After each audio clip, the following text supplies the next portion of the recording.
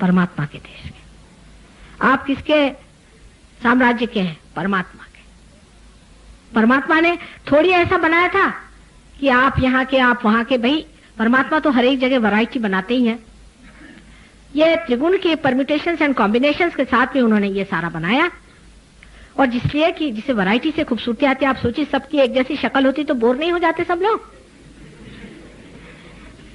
कम से कम हिंदुस्तानी औरतों को इतनी अकल है कि साड़ियां पहनती अब भी, और सब अलग अलग तरह की पहनती है, पर आदमी तो बोर करते हैं उनके कपड़ों से, सब एक जैसे। औरतें जो हैं अभी भी अपना मेंटेन किया। अगर एक औरत ने देखा कि दूसरी मेरे जैसे साड़ी पहन के आए तो बदल के आ जाएगी।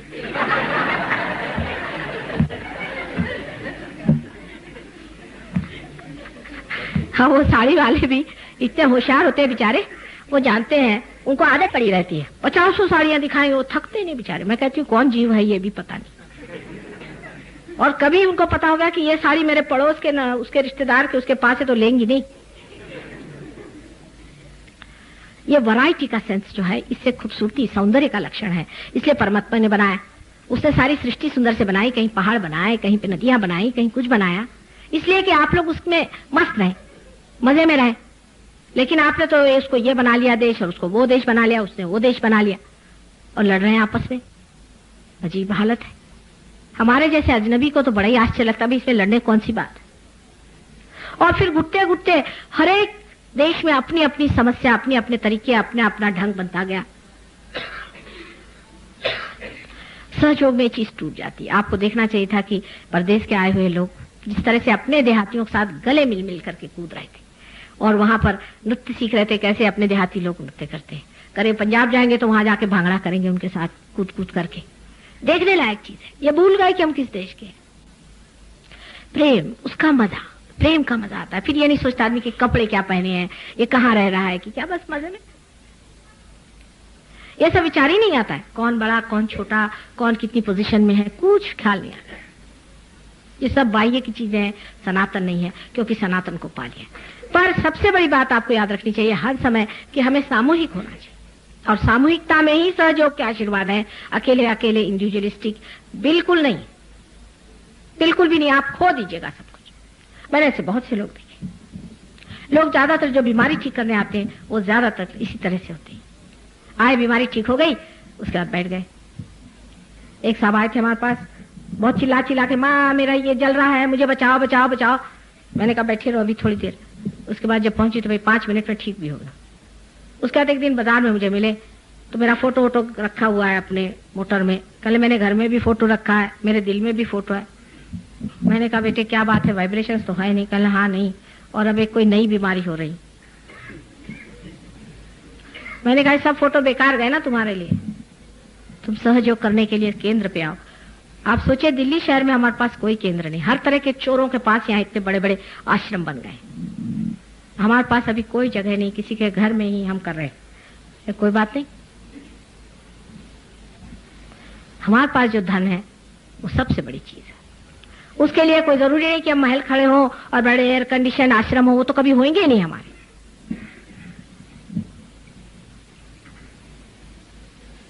और अभी तक हमें कहीं भी हम लोग जमीन नहीं खरीद पाए, क्योंकि हमने ये कहा था कि हम ब्लैक मार्केट का पैसा नहीं देंगे। तो आज तक इस दिल्ली शहर में एक आदमी नहीं मिला जिसने कहा अच्छा माँ हम आपको ऐसी जमीन देंगे जिसमें सीधा सीधा पैसा हो। एक आदमी नहीं मिला इस दिल्ली शहर में, और उस बड़े भारी बंबई शहर में आपके ये हालत है। गवर्नमेंट से कहा तो वहां भी जो नीचे के लोग हैं वो ब्राइबरी लेते हैं। उनको क्या मालूम ये सब चीज कि ऐसा ऐसा होता है, लेकिन होता है। और उसके बाद उन्होंने जमीन दी भी, मतलब किसी ने ब्राइबरी तो हमने दी नहीं, तो उन्होंने हमें सब्जी मंडी के अंदर जगह दी। बताइए, सब्जी मंडी के अंदर जहां बैल बांधते हैं वहां उन्होंने सहयोगों के लिए जगह दी। हमने कहा भाई जिसने दी उसने कभी देखा भी कि बैलों के साथ क्या सहयोगी वहां बैठने वाले। बहरहाल अब तो उस बात को लोग समझ गए। हमें बहुत दौड़ना पड़ा सालों तक, आज 10 वर्ष से कोशिश करने के बाद अब उन्होंने कहा है कि हम इस पर सोचेंगे। इसका अर्थ आप सरकारी नौकर जानते हैं,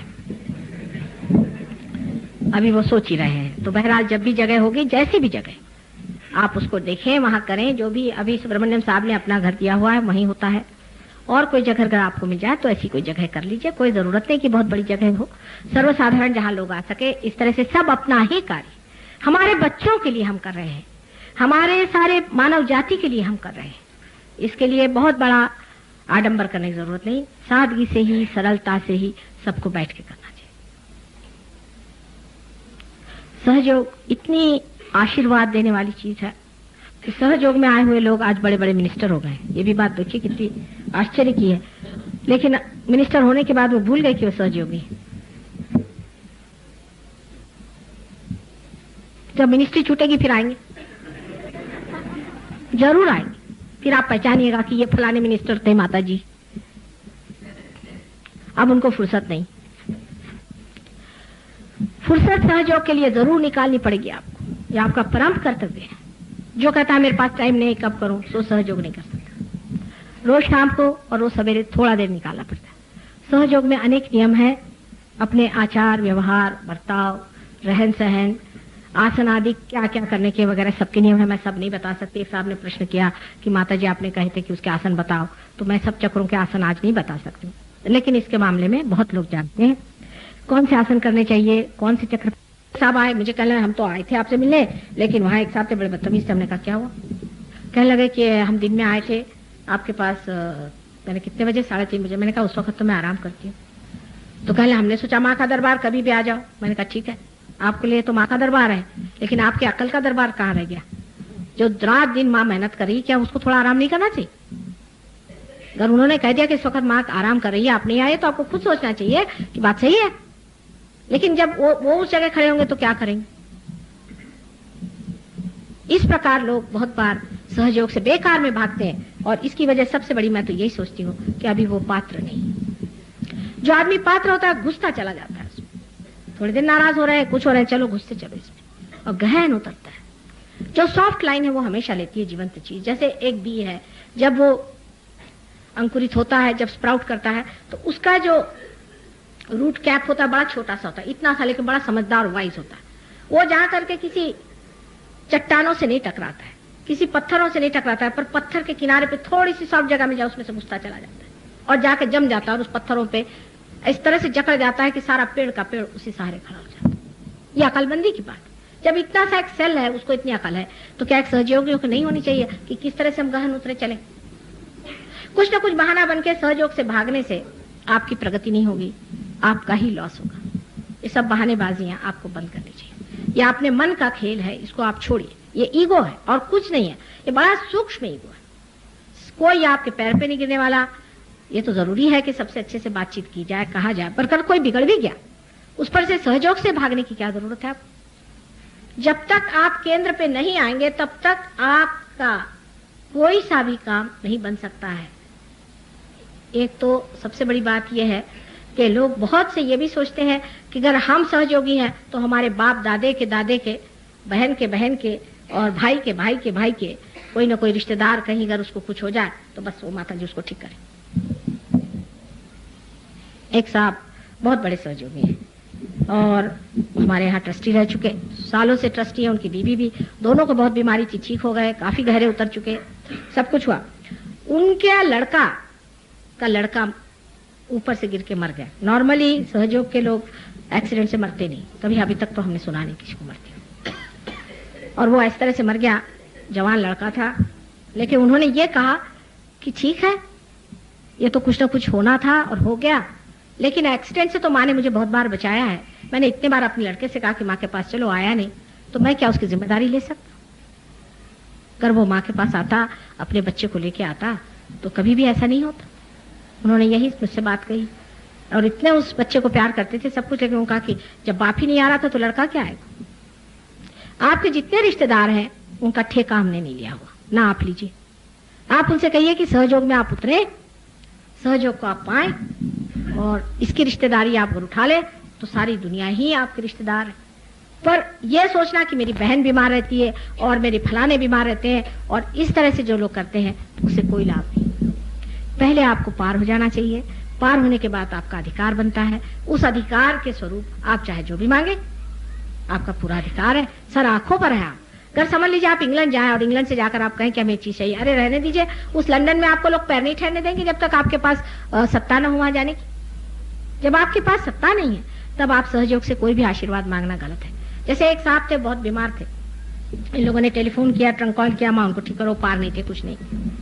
तो मैंने कहा हम कोशिश करते हैं, उनके साहबजादे पार थे, कोशिश करी। उन्होंने कहा कि देखो इसको छोड़ दो। अहंकार इतना था कि वो ठीक ही नहीं हुआ। तब मैं आने पर वो ठीक हो गए, थोड़े दिन उनकी जिंदगी चली। लेकिन जब मरना है तब तो आदमी मरता ही, वो थोड़ी ना हम रोकने वाले। सिर्फ ये है कि सहयोग से मनुष्य शांति को प्राप्त करता है मरने से पहले, और जो चीज बहुत आकस्मिक हो जाती है उससे बच जाता है। इसलिए मैंने कहा कि एक्सीडेंट से नहीं मरता है, सडनली कोई चीज होकर नहीं मरता है। वास्तविक जब मरना है तब मरता है। तो उनको जब मरना था वो मर ही गए बेचारे, वो पार भी नहीं हुए थे और बड़ी मुश्किल से उनको किसी तरह से ठीक किया था, वो मर गए। तो उनके सब रिश्तेदार कहने लगे माता जी इनको बचाया नहीं। मैंने कहा उनसे एक सवाल पूछो कि आपने माता जी के लिए क्या किया। पहला सवाल। लोग ऐसा हक सहयोग पे लगाने लगते हैं क्योंकि ये सहज है। वो सोचते हैं कि माँ ने हमारे लिए क्या किया। अभी आपने क्या किया माँ के लिए, आपने अपने लिए क्या किया। पहले तो सवाल ये पूछना चाहिए कि हमने अपना ही क्या भला किया हुआ है, सहयोग में हमने ही क्या पाया हुआ है। क्या हमने अपने वाइब्रेशंस ठीक रखे हैं, या क्या हमने एक आदमी को भी पार कराया। महाराष्ट्र में आप आश्चर्य होंगे कि इतने लोग पार होते हैं, हजारों की तादाद में।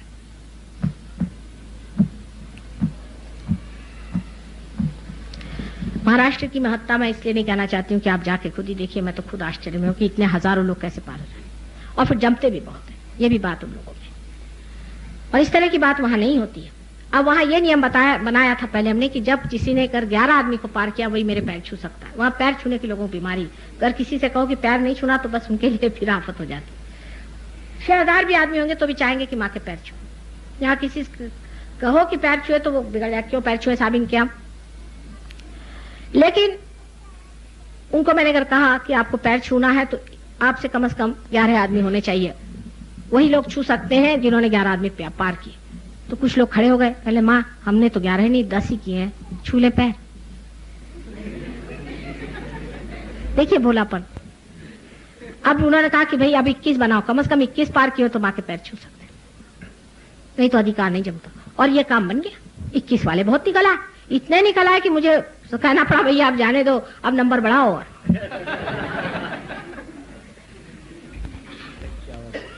51 कर दीजिए तो भी बहुत निकल आएंगे। वहां तो ऐसे ऐसे लोगों 10-10 हजार पार किए, इसीलिए शायद उसका नाम महाराष्ट्र रखा है। 10-10 हजार लोग पार करने वाले वहां लोग हैं, और यहाँ खुद ही नहीं जमते हैं, दूसरों को क्या करेंगे। बिल्कुल फ्रिवलस जिसको कहना चाहिए टेम्परामेंट है।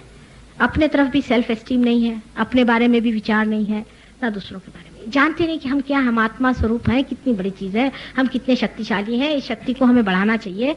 अपने बारे में कोई विचार ही नहीं है, एक बस रौनक लगा ली बस हो गया, इससे काम नहीं होता। अपने अंदर जो है रौनक करनी पड़ती है और सबके साथ में इसको बांटना पड़ता है।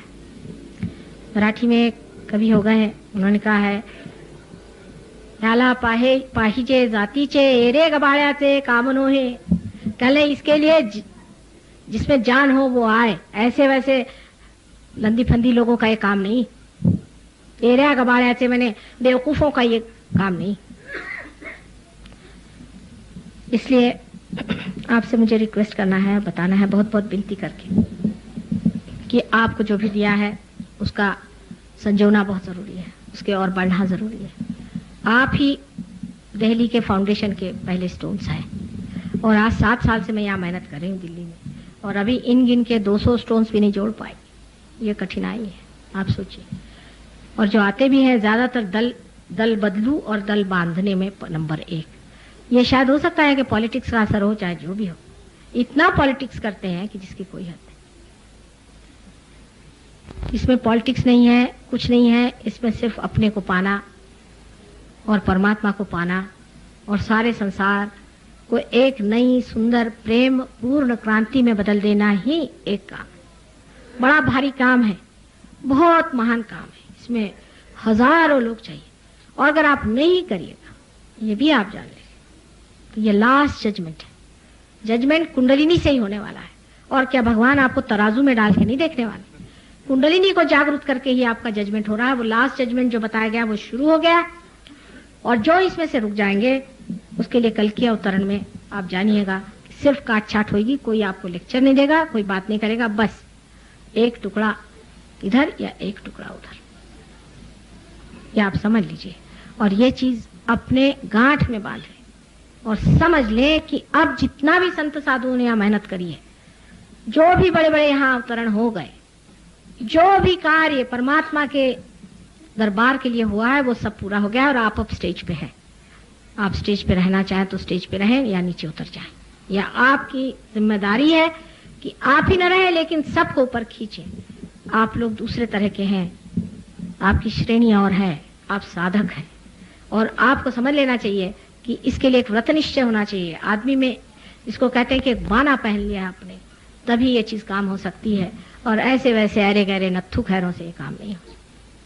आप अरे गहरे नत्थु खैरे नहीं है, मैं जानती हूँ, लेकिन अभी आपने अपने को पहचाना नहीं। उसे जान लेने पे आश्चर्य होगा कि क्या ये शक्ति, प्रचंड शक्ति, या ब्रह्म शक्ति माँ ने हमें दी है। और जैसे ही शक्ति बहने लग जाती है आदमी सोचता है कि मैं भी इस काबिल हो जाऊं। जब इस प्याले से ये चीज छलक रही है तो ये प्याला भी इस योग्य हो जाए कि इस महफिल में आ सके। इस तरह से आदमी अपने आप ही अपना व्यवहार, अपना तरीका सब कुछ बदलते जाता है। और सबसे बड़ी बात तो यह है कि बड़े बड़े जीव संसार में जन्म लेना चाहते हैं। अगर आपका दिल्ली में वातावरण ठीक नहीं हुआ तो यहाँ सिर्फ राक्षस जन्म लेंगे, या तो बहुत ही पहुंचे हुए लोग जन्म ले जो डंडे लेकर आपको मारेंगे, और या तो राक्षस पैदा होंगे और राक्षसों की ये नगरी हो जाएगी। इसलिए मुझे बड़ा डर लगता है, कभी कभी सोचती हूँ कि इनकी समझ में अभी आ नहीं रही बात। आप लोगों में बड़ी जिम्मेदारी है, क्योंकि दिल्ली जो है वो दहलीज है इस देश की, और इस दहलीज को लांग कर अगर राक्षस आ जाए तो आप लोग कहीं के नहीं रहेंगे। आपको दहलीज पर उसी तरह से पहरा देना चाहिए जैसा कि बड़े बड़े देवदूत और बड़े बड़े चिरंजीव खड़े हुए आपके जीवन को संभाल रहे हैं। अपनी आप रक्षा करें और औरों की भी रक्षा करें, अपना कल्याण करें, औरों का भी कल्याण करें, और सारे संसार को मंगलमय बनाएं। यही मेरी इच्छा है। इसके बाद मैं जा रही हूँ मद्रास, लेकिन उसके बाद आऊंगी। उसके बाद भी मेरा प्रोग्राम दिल्ली में रहेगा 3-4 दिन। आप लोग सब वहाँ आइए, जहाँ भी प्रोग्राम होता है, जहाँ जहाँ सहयोगी आते हैं वहाँ वहाँ कार्य ज्यादा होता है। सब लोग वहाँ आइए। ये लोग तो आपकी भाषा भी नहीं समझते हैं, और जहाँ जहाँ मैं गई गाँव में वगैरह वहाँ तो हिंदी या मराठी भाषा बोलती रही, लेकिन ये लोग सब लोग वहाँ आते रहे। और हर तरह की आफत आप जानते हैं कि इन लोगों को तो गांव में रहने की बिल्कुल आदत नहीं है। वहाँ पे रह करके समझते हैं कि हमारे रहने से माँ के लिए बड़ा आसान हो जाता है, क्योंकि आप ही चैनल्स हैं। आपके चैनल्स मैं इस्तेमाल करती हूँ। अगर समझ लीजिए इतनी बड़ी ये जो आपकी पावर हाउस है, इसमें अगर चैनल्स नहीं हुए तो बिजली कैसे प्रभावित हो? वो चैनल्स आप है। इसलिए आपको चाहिए कि जहां भी मैं करूं, जब तक मैं हूं, इसको निश्चय से धर्म समझ के आप वहां आए, और इस कार्य को आप अपने लिए भी अपनाइए और दूसरों के लिए भी अपनाइए। धन्यवाद। आशा